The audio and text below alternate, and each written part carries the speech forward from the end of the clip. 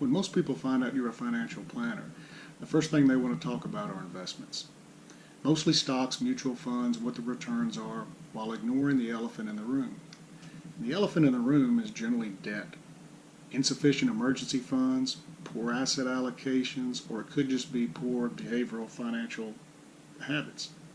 As a planner, one of my first jobs is to find out what my client's goals, risk profile, time horizon, and current financial status is.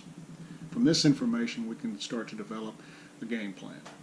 There's a reason that personal is in personal finance. Every person's different. Different goals, different time horizons, different risk profiles. I had to laugh the first time I went online and looked at robo-advisors.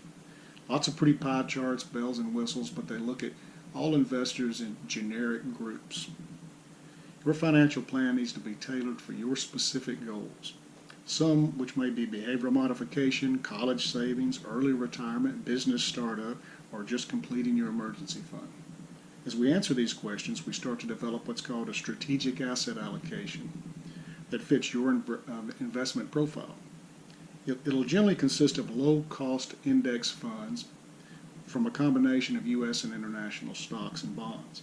From that point, we'll set up some guardrails that'll signal how and when we rebalance your account.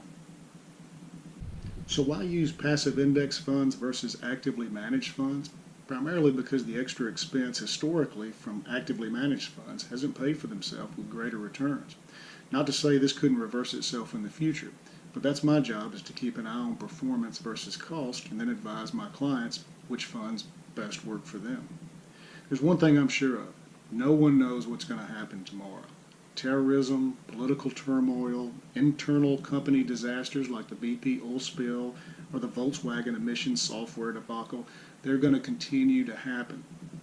But if we invest collectively with the best and brightest companies the world has to offer, historically there's been overall growth, and I'm going to bet that will continue.